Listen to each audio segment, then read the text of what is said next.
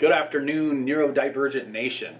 This is Dr. Anson Service, and I am here today to talk to you and walk you through what it's like to have an adult autism assessment, at least at our clinic. I don't know exactly what everybody does outside of our clinic. I've got a good idea, but what I do know is what we do here, and I want to walk you through that just in case you're feeling terrified about having an assessment come up with us or with somebody else.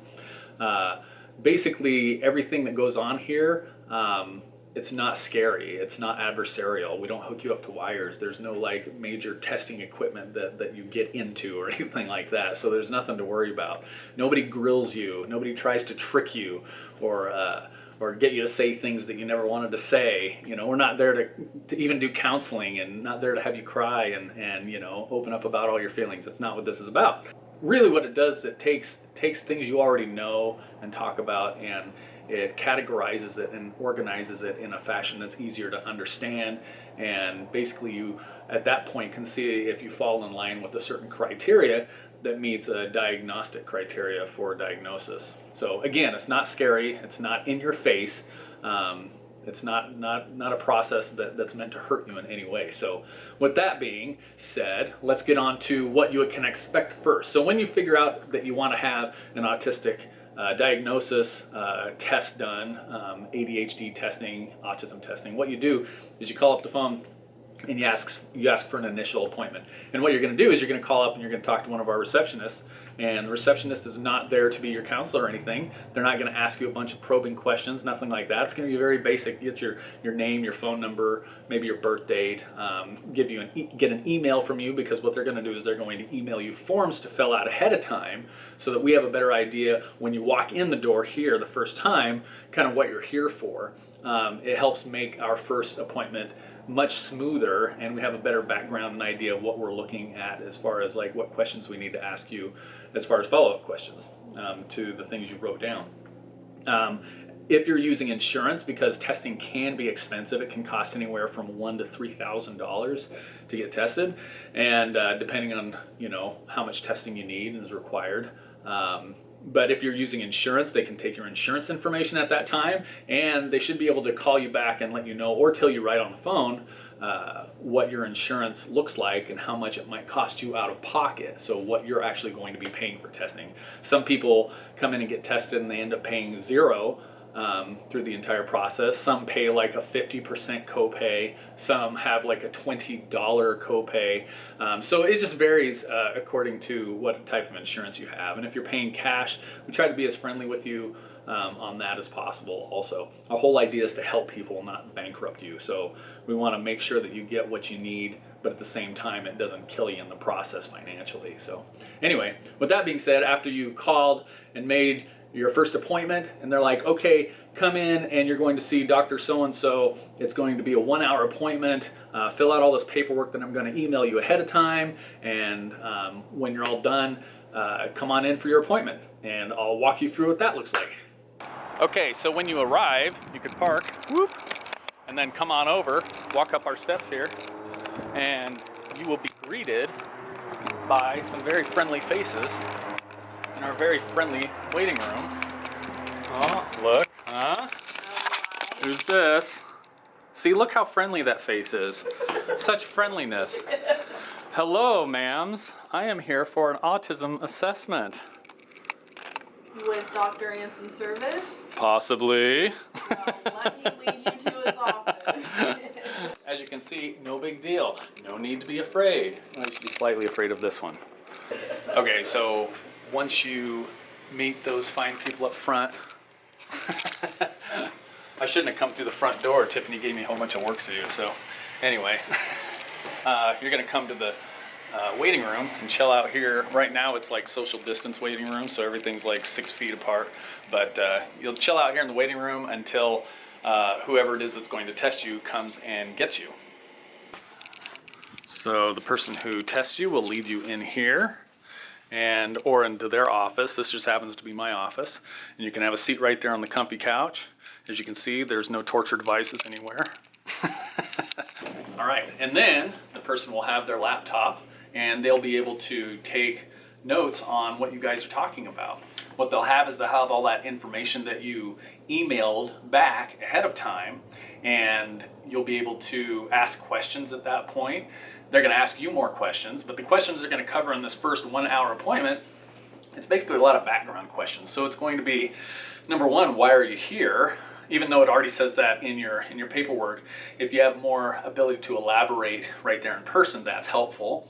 They're going to ask you for specific instances, such as if you said that you are sensitive to certain things. They might be like, what types of things are you sensitive to? And you can say, I'm sensitive to light, I'm sensitive to loud noises, I'm sensitive to certain fabrics, all the things that you might be sensitive to. They'll talk about your social history, what it was like for you when you were in elementary school, what it's like middle school, high school, with your partner, if you have a partner, kind of what your experience has been in that area. They'll ask about developmental milestones, like if those were met on time, such as walking, reading, writing, potty training, all those types of things. If all those things were met on time, or if they were delayed, or speaking was early, all those types of things. So they'll also ask you things like substance abuse history that might be pertinent, medical background, what medications you're on, because all those things can have an effect on your mental health. Just an overall basic idea of what life looks like for you and the history of your life up to this point. Again, the whole time you're talking, they'll be sitting there typing, tapping on their little typewriter, electronic typewriter, and it should be nice and easy, nice and airy, fun, light. Doesn't need to be heavy. Doesn't need to be like that. So by the time they're done, what they're looking for is they're looking for very specific questions to be answered. After they're done taking the information that they need, your hour may be up. If they want to start testing a little bit early, like as in during that same hour, they may stick you on a test right now while you're there for the first time. And it could be just like a 15-20 minute test, depending on how much information they were able to get through. And then when you're done, you get up and go back out to see those lovely people out front again. And your person who did your interview today, they will let the person up front know how many visits they need to see you for and how long each visit needs to be. So, for instance, I might go up and say, okay, I need to see so-and-so here for 2 visits, and each visit should be 3 hours long. So that's 6 hours in total for testing. I know it sounds like a lot, but it's really not that bad. It goes rather quickly. Oftentimes, you can leave a little bit early too, so it just depends on what kind of testing we're doing. So, so after you go back up front and make your next 2 appointments, then you can go home. And then you show up for your next appointment, which is a testing appointment. I'll lead you through that now. Okay, so when you come back for that second appointment, it could be 2 hours, it could be 3 hours, but this is your first real testing appointment. And most of the time you're going to start off with a computerized test, and you'll just sit here, and that first test might test executive functioning. From there, when you're done with that, usually it takes about 15 minutes. It's not super hard. Can be a little bit boring, but that's okay. So the next test is going to be a cognitive test. Okay, so for the next part, the cognitive test, we do it at basically this desk. Everybody has their own style of room that they have. So yeah, so what Hannah, she would be sitting across from me if she were the person getting it, and she would be doing stuff with these blocks, and I'd be ridiculing her incessantly. No, I'm just kidding. That's wrong! No, I'm just kidding. No, it's super fun, super easy to do stuff like that. That takes about 2 hours to do, between 1 and 2 hours. Everybody has a different pace for that. And then we go into other types of testing where we'll take a book and we will read together. And I will ask questions and fun things like that. So that'll be pretty fun too. So does this all seem scary to you, Hannah? No, it seems really relaxing. It's super really relaxing. Chill. And after this, we do some yoga and meditate. So ooh. Yeah. Lights off though. I hate fluorescent lights. So. All right. So you've done your first initial hour appointment, which was the intake, and then you did your testing appointments, which were anywhere between 2 and 6 hours. Somewhere around there. You filled out all your paperwork at home. You answered the questions on the questionnaires. You sent those back to us. We have all that now. Now the hard part starts, which is where we take all this data and the clinician will basically make sense of all of it. They interpret the data, they make sense of it. You might have 5, 10, 12, 15 different tests or points of information, hundreds of points of information. But anyway, all of it needs to make sense. It needs to come into an integrated report so that it makes sense to you. Okay, so once the clinician has done their job and they've assembled all the data into one report, then they'll call you back for one more session, and it's 1 hour, and you'll sit on the couch over here, and your clinician will sit on whatever chair they have, whatever room they're in anyway, and they'll go over the results with you. And at that point, you can feel free to ask questions. They will explain all the points of data on there in a way that's pretty easy to understand, very digestible. We try to avoid a lot of technical speak. As you can see, the way I speak to you right now is the way that the clinician should be speaking to you. And in the end, it'll have a set of diagnoses, if there are diagnoses, which could be autism spectrum, it could be ADHD, it could be depressive disorder, some sort of depressive disorder. It could be any number of different things, but that's where they put that at the end. And then the very last part are the recommendations. The recommendations are very important because it kind of gives you an idea, a path forward of what to do. Now, you shouldn't confuse recommendations with therapy. It's not there to solve all your problems. It's just saying, hey, look at some of these things. Organizations maybe you can contact and get some resources from. Go get some therapy. Maybe therapeutic intervention needs to focus on CBT or DBT or different types of therapeutic interventions. All kinds of different things and tips on there on how to go forward.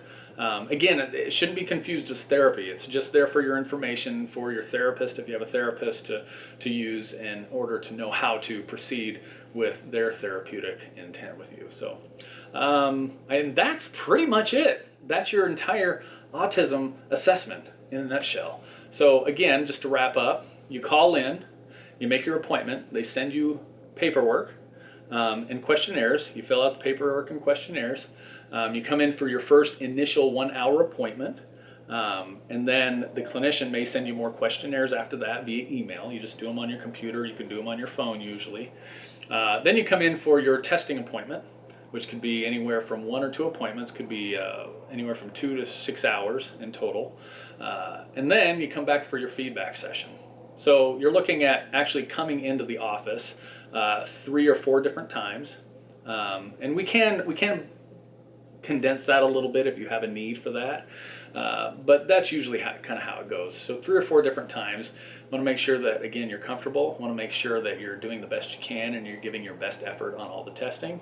And if that all goes according to plan, then you end up with a pretty good snapshot of what's going on in your life. So I hope that helps you out there with taking some of the fear away before you get to your testing appointments. It's nothing to be worried about, so just go on in. If you have a really fun and cool clinician like we do here, a whole bunch of cool clinicians that are actually quite pleasant to talk to, and they're pretty chill and relaxed, then it should all be totally fine. Like, it won't be a problem. So anyway, I hope you have a good time in your neurodiverse universe, and we'll see you on the flip side another time. Thank you.